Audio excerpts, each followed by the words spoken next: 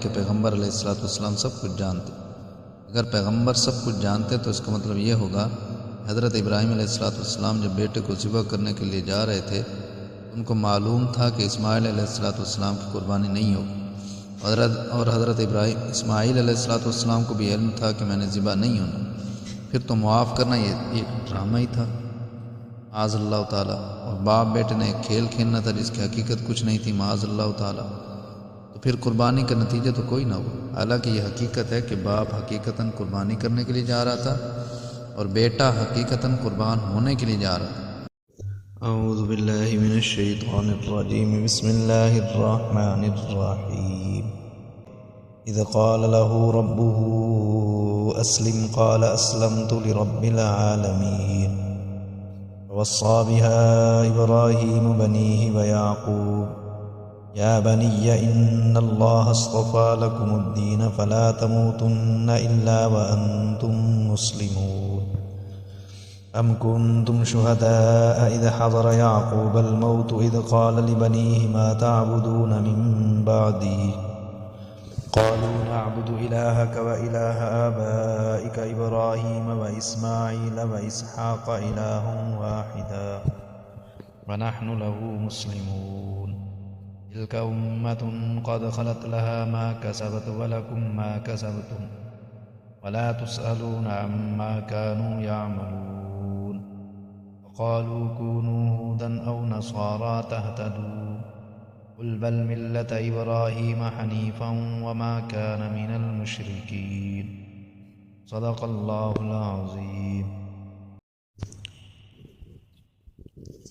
اذ قال له ربه اسلم، جب فرمایا اس کو اس کے رب نے جھک جا میرے سامنے، قال اسلمت لرب العالمین، ابراہیم علیہ الصلوۃ والسلام نے بغیر کسی قیل کال کے کہا جھک گیا میں رب العالمین کے سامنے، میں بردار ہو گیا رب العالمین کا جو سارے جہانوں کا پالنے والا ہے۔ پہلا حکم یہ تھا کہ باپ کا ادب و احترام ملحوظ خاطر رکھتے ہوئے اس کو تبلیغ کرو اور توحید کی دعوت دو۔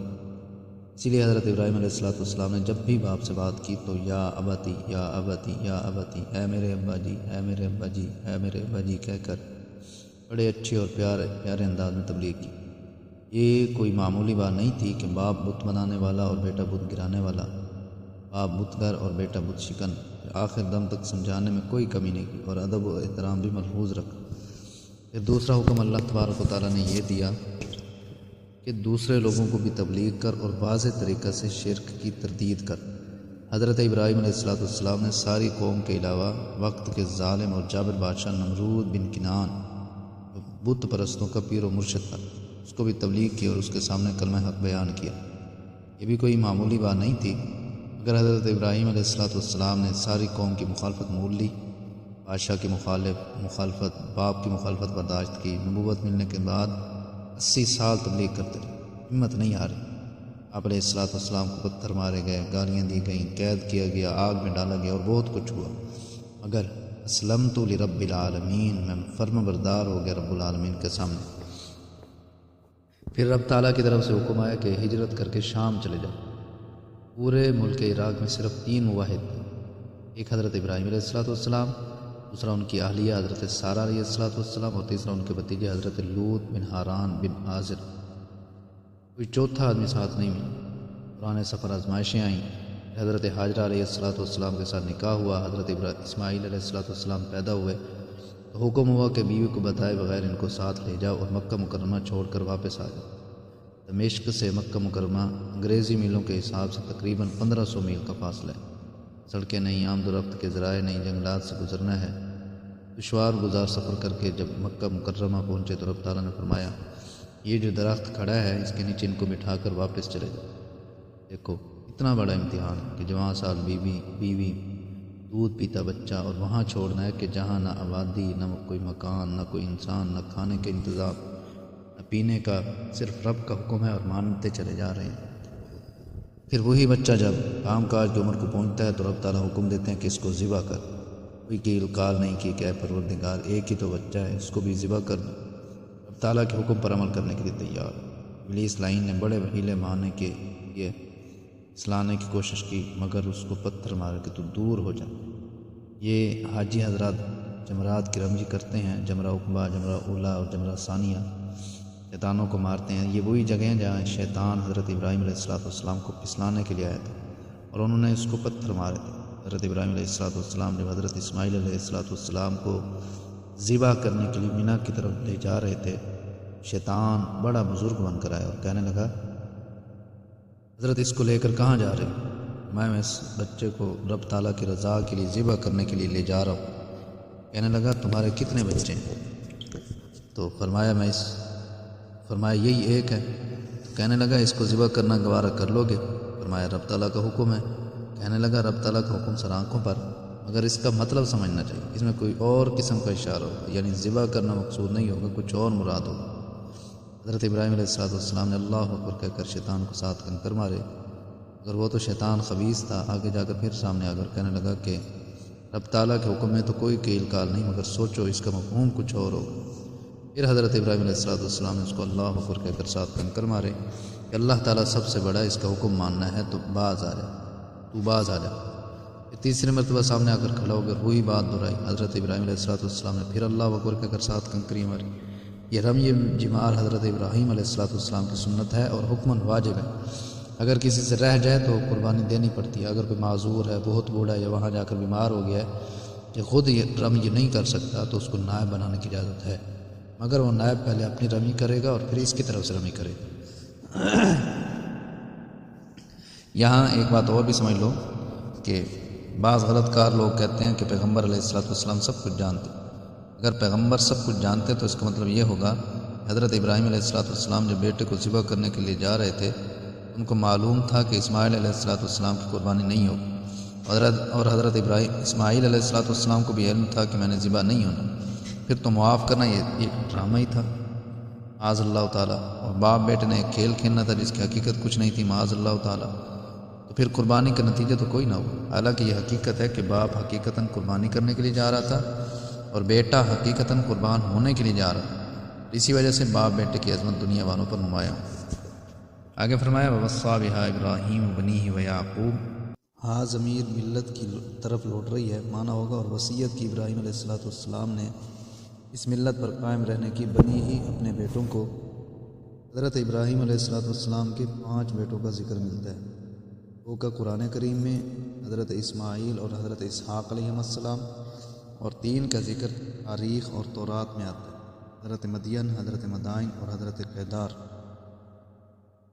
کیونکہ حضرت ابراہیم علیہ السلام کی بیٹی کوئی نہیں تھی، اس لیے بیٹوں کو وصیت فرمائی کہ اسلام نہ چھوڑنا۔ ویعقوب، اور یعقوب علیہ السلام نے بھی اپنے بیٹوں کو وصیت فرمائی کہ اسلام پر قائم رہنا۔ حضرت یعقوب علیہ السلام حضرت ابراہیم علیہ السلام کے پوتے تھے، کو اللہ تعالیٰ نے 12 بیٹے عطا فرمائے تھے، بیٹی ان کی بھی نہیں تھی، اس لیے انہوں نے بھی اپنے بیٹوں کو وصیت فرمائی، یا بنیا، اے میرے بیٹوں، ان اللہ اصطفیٰ لکم الدین، بے شک اللہ تعالیٰ نے چن لیا ہے تمہارے لیے دین، فلا تموتن الا وانتم مسلمون، بس تم ہرگز نہ مرنا اگر اس حالت میں کہ تم مسلمان ہو، یعنی اسلام پر قائم رہنا۔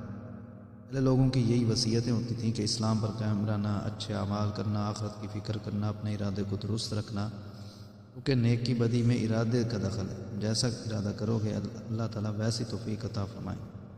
بندہ مختار ہے، مجبور نہیں ہے۔ مثلا تم نے اپنے گھر سے مسجد میں آنے کا ارادہ کیا، اللہ تعالیٰ نے توفیق دے دی اور تم آ گئے، نہیں آئے ان کو اللہ تعالیٰ نے جبراً تو نہیں روکا، تم مسجد میں نہیں آ سکتے، انہوں نے آنے کا ارادہ نہیں کیا، اس وقت گھروں میں سوئے ہوئے ہیں۔ انسان نیکی بدی کرنے میں مختار ہے۔ اللہ تعالیٰ کا ارشاد ہے، فمن شاء فلیؤمن ومن شاء فلیکفر، جس کا جی چاہے ایمان لائے اور جس کا جی چاہے کفر اختیار کرے۔ دوسرے مقام پر آتا ہے، وہدیناہ النجدین، اور ہم نے اس کو دونوں راستے دکھا دیے۔ رب تعالیٰ نے نیکی بدی کے دونوں راستے دکھا دیے ہیں، پھر جس راہ پر کوئی چلے گا نولیہ ما تولیٰ، پھر پھیر دیں گے ہم اس کی طرف، اس کو اس طرف جس طرف وہ پھرے گا، یعنی جس راہ کا کوئی ارادہ کرے گا اللہ تعالیٰ اس کو اس کی توفیق دے دیں گے۔ مطلب یہ ہے کہ بندے کو ارادے کا اختیار دیا ہے، مجبور محض نہیں ہے۔ حضرت یعقوب علیہ السلام نے اپنے بیٹوں کو وصیت فرمائی، اللہ تعالیٰ نے تمہارے لیے دین کو چنا ہے، تم اسلام پر قائم رہنا۔ انہوں نے تو اسلام پر قائم رہنے کی وصیت فرمائی تھی، برخلاف اس کے یہودی یہ دعویٰ کرتے تھے۔ یعقوب علیہ السلام جب دنیا سے رخصت ہو رہے تھے، انہوں نے اپنی اولاد کو وصیت کی تھی کہ یہودیت یعنی یہودی مذہب نہ چھوڑنا، اور ان کا یہ پیروپیگنڈا صدیوں سے چلا آ رہا ہے۔ اس کے متعلق اللہ تعالیٰ فرماتے ہیں ام کنتم شہداء اذ حضر یعقوب الموت، کیا تم حاضر تھے جب حاضر ہوئی یعقوب علیہ السلام کے پاس موت؟ یعنی تم جو یہ دعویٰ کرتے ہو کہ انہوں نے یہودیت کی وصیت فرمائی تھی، کیا جب ان کو موت آئی تھی اس وقت تم موجود تھے؟ تمہیں معلوم ہے کہ انہوں نے یہ وصیت فرمائی تھی۔ تمہاری یہودیت تو یہ ہے کہ اتخذوا احبارهم ورهبانهم اربابا من دون اللہ، تو انہوں نے مولویوں اور پیروں کو رب بنانے کی وصیت کی تھی کیا؟ معاذ اللہ تعالیٰ۔ اب تم سنو کہ انہوں نے کیا وصیت فرمائی تھی۔ جب موت حاضر ہوئی فرمایا اللہ تعالیٰ نے اذ قال لبنیہ ما تعبدون من بعدی، جب کہا انہوں نے یعقوب علیہ السلام نے یعنی اپنے بیٹوں سے ما تعبدون من بعدی، کس کی تم عبادت کرو گے میرے بعد؟ قالوا نعبد الہک و الہ آبائک ابراہیم و اسماعیل و اسحاق الہ واحدا، انہوں نے کہا کہ ہم عبادت کریں گے تیرے معبود کی اور تیرے باپ دادا کے معبود کی، یعنی جو ابراہیم اور اسماعیل اور اسحاق علیہ السلام تھے ان کے الہ کی عبادت کریں گے، الہ واحدہ جو ایک ہی الہ ہے۔ تو یعقوب علیہ السلام نے تو مرتے وقت توحید کی وصیت فرمائی تھی۔ او ظالموں، تم نے اپنے مولویوں اور پیروں کو رب بنا لیا، تمہاری اس یہودیت کے ساتھ ان کا کیا تعلق ہے؟ یعقوب علیہ السلام کے بیٹوں نے یہ بھی کہا وَنَحْنُ لَهُ مُسْلِمُونَ، اور ہم اسی کے فرما بردار، یعنی ہم مسلمان ہی مریں گے اور اسلام پر ہی قائم رہیں گے، اور تم کہتے ہو کہ یہودیت کی وصیت فرمائی تھی۔ فرمایا تلک امۃ قد خلت لہا ما کسبت ولکم ما کسبتم ولا تسألون عما کانوا یعملون، یہ ایک گروہ تھا حضرت ابراہیم، حضرت اسماعیل اور حضرت اسحاق علیہ السلام کا، قد خلت حقیق وہ گزر گیا، دنیا سے چلا گیا، لہا ما کسبت ولکم ما کسبتم، اس کے لیے جو ہے جو اس نے کمایا، تمہارے لیے ہے جو تم نے کمایا، ولا تسألون عما کانوا یعملون، اور تم سے سوال نہیں کیا جائے گا جو وہ کرتے تھے، ولا تسألون عما کانوا یعملون، اور تم سے سوال نہیں کیا جائے گا جو وہ کرتے تھے۔ چونکہ ابراہیم علیہ السلام کی شخصیت بین الاقوامی طور پر مسلم تھی، اس لیے یہودی کہتے تھے کہ وہ یہودی تھے، لہذا تم یہودی بن جاؤ، اور عیسائی کہتے تھے وہ عیسائی تھے، لہذا تم عیسائی بن جاؤ، اور مشرک کہتے تھے وہ ہمارے تھے۔ ہر ایک فرقہ ان کو اپنے ساتھ جوڑنے کی کوشش کرتا تھا۔ اللہ تعالیٰ نے سب کی تردید فرمائی۔ فرمایا اللہ تعالیٰ نے وقالوا کونوا ھودا او نصارا، اور کہا انہوں نے ہو جاؤ تم یہودی یا نصرانی، تہتدوا ہدایت پا جاؤ گے۔ قرآن کریم بڑی واضح کتاب ہے۔ اس کے تیسرے پارے کے 15 رکوع میں ہے اعوذ باللہ من الشیطان الرجیم بسم اللہ الرحمن الرحیم یا اہل الکتاب لم تحاجون فی ابراہیم وما انزلت التوراۃ والانجیل الا من بعدہ، اے اہل کتاب یہودیوں اور نصرانیوں، کیوں جھگڑا کرتے ہو ابراہیم علیہ السلام کے بارے میں؟ تم کہتے ہو کہ یہودی تھے یا نصرانی تھے۔ ما انزلت التوراۃ والانجیل الا من بعدہ، حالانکہ نہیں اتاری گئی تورات اور انجیل مگر ان کے بعد، اور تورات کا مذہب یہودی تھا اور انجیل کا مذہب نصرانیت تھا۔ تورات ابراہیم علیہ السلام سے تقریباً 1500 سال بعد نازل ہوئی ہے، اور انجیل تقریباً 3500 سال بعد نازل ہوئی ہے۔ وہ یہودی عیسائی کس طرح بن گئے؟ بڑی عجیب منطق ہے۔ کتاب اور شریعت بعد میں نازل ہوئی اور ان کو ماننے والا پہلے آ کر چلا گیا۔ افلا تعقلون، کیا تم اتنی موٹی بات بھی نہیں سمجھتے؟ انتم ہؤلاء حاججتم فیما لکم بہ علم، خبردار تم نے جھگڑا کیا اس چیز میں جس کا تمہیں تھوڑا بہت کچھ علم بھی ہے۔ لم تحاجون فیما لیس لکم بہ علم، بس کیوں جھگڑا کرتے ہو اس چیز میں جس کے بارے تمہیں علم نہیں ہے۔ اللہ یعلم وانتم لا تعلمون، اور اللہ تعالیٰ جانتا ہے اور تم نہیں جانتے۔ جانتا ہے وہ کہہ رہا ہے ما کان ابراہیم یہودیا ولا نصرانیا، ابراہیم علیہ السلام نہ یہودی تھے اور نہ عیسائی، لیکن کان حنیفا مسلما، اور لیکن تھے وہ حنیف یعنی ہر طرف سے ہٹ کر ایک طرف لگنے والے مسلمان اور موحد۔ اور مشرکو تم بھی سن لو، وما کان من المشرکین، اور نہیں تھے وہ شرک کرنے والوں میں سے۔ بتاؤ تم کس طرح کہتے ہو کہ یہودی ہو جاؤ یا نصرانی ہو جاؤ تو ہدایت پا جاؤ؟ آپ صلی اللہ علیہ وآلہ وسلم کہہ دیں الملت ابراہیم حنیفہ، بلکہ ہم ملت ابراہیمی کی پیروی کریں گے، جو ایک طرف ہونے والے تھے، موحد تھے، نہ یہودی تھے، نہ عیسائی تھے اور نہ مشرک تھے۔ وما کان من المشرکین، اور نہیں تھے وہ شرک کرنے والوں میں سے، وہ موحد تھے، اور اللہ تعالیٰ نے ان کو بہت بڑا بلند مقام عطا فرمایا تھا۔ تو ان کی ملت کی اتباع کریں گے۔ اللہ تعالیٰ سے دعا ہے کہ اللہ تعالیٰ جو کچھ کہا سن کریں گے۔